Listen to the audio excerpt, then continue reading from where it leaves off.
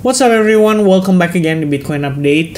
Guys, Bitcoin hari ini udah mengalami penurunan lanjutan sampai ke level di bawah $25.000. Jadi kira-kira gimana nih kelanjutan progres daripada Bitcoin sebelum CPI? Kita bakal review price actionnya secara detail dan langsung aja kita masuk ke dalam update-nya. Pertama teman-teman, sekali lagi saya pengen remind bahwa this week kita akan punya CPI dirilis pada hari Rabu sekitar jam 7:30 malam, dan secara forecast-nya sih terlihat angkanya turun, tapi CPI-nya itu naik. Jadi core CPI turun dari 4,7 jadi 4,3%, meanwhile CPI atau data yang paling utamanya itu naik dari 3,2 jadi 3,6%. Ya ini sih forecast sementara. Kalau misalkan angka ini dirilis di bawah daripada forecast-nya, maka sebenarnya harusnya impact terhadap Bitcoin baru positif. Tapi kalau misalkan sebaliknya, kita harus antisipasi kemungkinan untuk Bitcoin turun kembali, bahkan bisa nge-break dari key level yang sudah kita marking dalam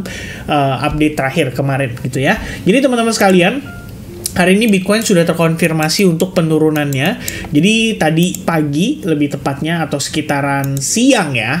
Kayaknya siang ya. Saya jarang banget update-nya pagi-pagi sih. Lebih kepada siang ya. Kalau pagi ya paginya jam segini ya. Ini udah pagi hitungannya. Kemarin itu kita ngelihat progres Bitcoin itu akhirnya kan rebound ya. Setelah konsolidasi pada sepanjang hari Sabtu dan Minggu. Setelah itu dia rebound dari ascending channel. Cuman pada pergerakan tadi sore kita tuh ngelihat Bitcoin tuh sudah mulai kena rejection lagi-lagi pada area VWAP. Jadi kalau teman-teman perhatikan VWAP yang sudah kita marking dari kemarin, hal yang sama yang saya sampaikan ya, selama harga Bitcoin tidak breakout di atas VWAP, maka besar probabilitasnya sellers itu bisa kembali dan menekan harganya. Plus, biasa hari Senin itu paling sering kali terjadi yang namanya manipulasi. Jadi begitu tadi masuk ke sesi Asia pagi, ini langsung dibanting turun cukup signifikan. Habis itu, setelah memasuki sesi New York ya, pada malam hari, kita ngelihat menjelang lah di sesi malam hari, Bitcoin itu semakin terkonfirmasi, breakdown lah dia dari area konsolidasi setelah adanya rejection terhadap VWAP. Jadi dengan dukungan dari market dan juga ada dorongan dari volume, area yang memiliki volume cukup signifikan, which is di VWAP itu memberikan rejection kembali pada Bitcoin dan membawa harga Bitcoin untuk turun lebih jauh. At least dia breakdown daripada trend lainnya, plus kita retest terhadap area support. Dan setelah itu saya langsung sampaikan ke teman-teman juga bahwa kita ngelihat akan ada ekspansi range bisa turun sampai kisaran $25.300. Itu yang paling dekat karena merupakan low point pada sekitaran awal bulan September ya, kalau kita lihat di sini lebih kurangnya. Dan nggak berselang lama kita langsung melihat Bitcoin react dengan sangat signifikan. Jadi after kita bahas di sekitaran jam 8:49 ya, di atas sebelah kiri sini teman-teman bisa lihat jam 8:49 kita update. Kemudian jam 9:13 itu posisi harga sudah langsung meneruskan penurunannya sampai di kisaran $25.300. Jadi memang proses seperti ini tuh bisa jadi sangat cepat. Kenapa? Karena sebelumnya Bitcoin tuh konsolidasi di dalam range yang sama. Jadi ada proses building order di sana, dan setelah terkonfirmasi, ibaratnya market akan lebih mudah untuk memvalidasi ya direction yang dipilih. Dan untuk saat ini sendiri sebenarnya time frame daily menunjukkan bahwa kita masih berada di antara area demand zone antara kisaran $24.780 sampai $25.500. Yaitu yang saya marking lebih kurangnya. Nah, selain itu teman-teman juga harus ingat bahwa kita punya kita punya support resistance di kisaran $25.000. Memang itu adalah key level psychology juga. Jadi somehow area itu bisa memberikan reaction kembali pada Bitcoin untuk terpantul ya dari kisaran area tersebut.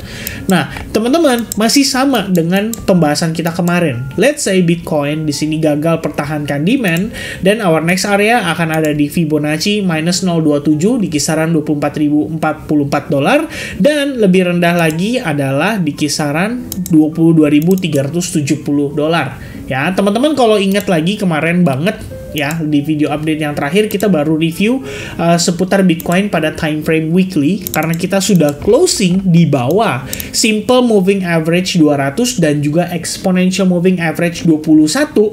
Hal ini akan memudahkan Bitcoin atau memberikan impact yang cenderung negatif secara bias terhadap Bitcoin dan bisa membawa Bitcoin untuk turun lagi sampai kisaran $22.300. Ya, tentunya di sini PR-nya untuk kondisi tersebut terjadi itu masih panjang karena kita punya low point pada pergerakan sekitaran bulan Juni dan itu di kisaran area $24.800. Kalau misalkan level itu belum di break, saya rasa kita masih punya harapan untuk bertahan di atas $25.000. Oke?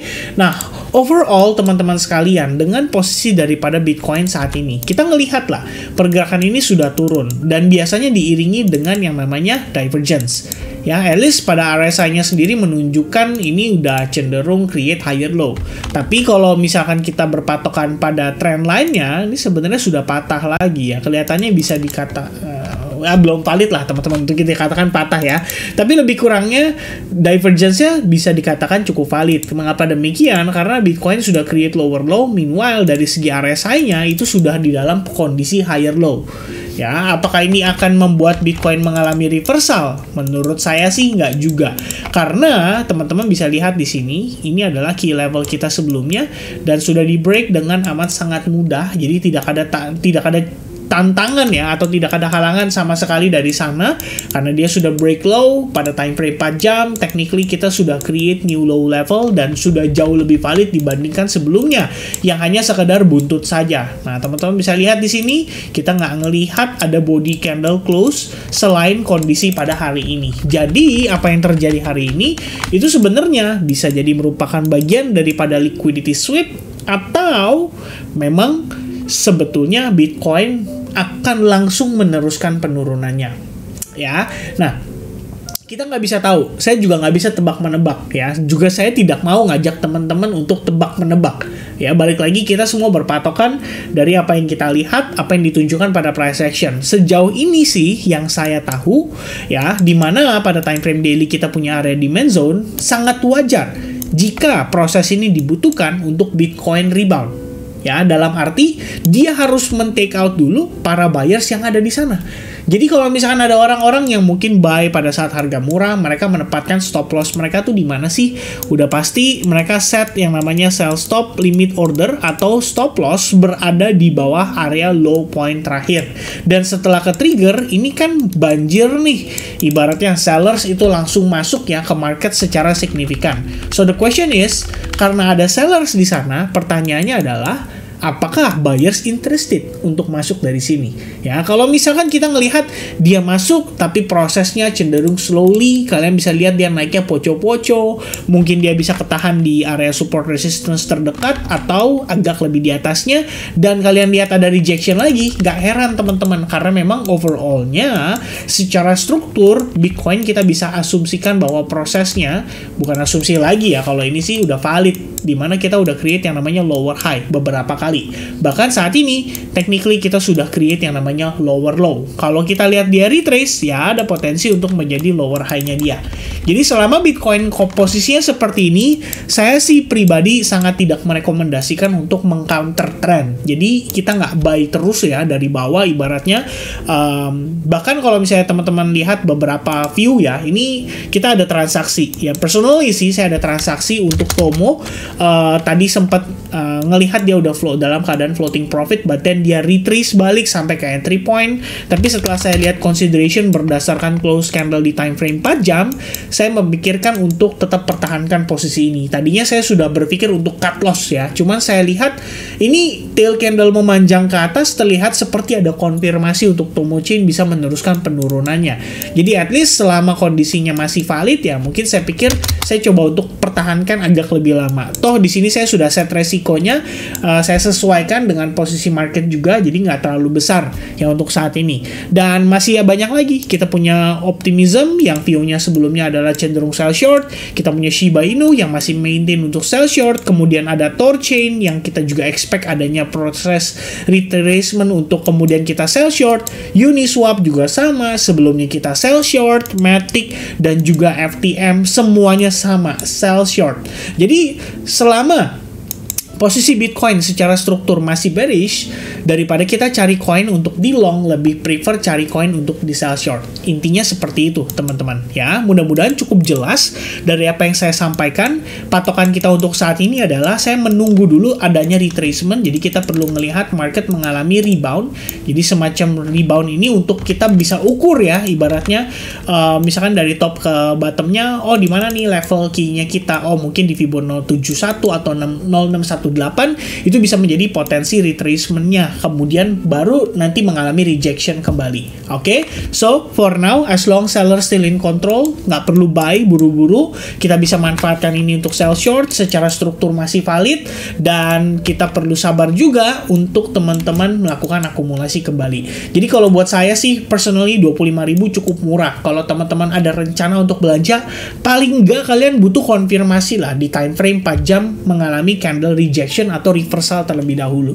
Kalau itu nggak ada, ya sabar sedikit. Mana tahu kalian bisa dapat harga lebih murah lagi. Dan yang kita antisipasi sejauh ini adalah Fibonacci minus 027 di $24.000 dan next trend line-nya, next stop-nya adalah di trend line pada time frame weekly dan itu ada di kisaran $22.500 seperti yang kita review pada video update kemarin. Oke? So I guess that's it from me. Thank you very much guys yang udah nonton video ini sampai finish. Mudah-mudahan informasi yang saya sampaikan bisa nyampai dengan baik, dan besok baru akan kita update kembali untuk altcoins-nya ya, plus untuk day to day Telegram update. So God bless buat teman-teman semuanya and have a nice day guys. Cheers, bye bye.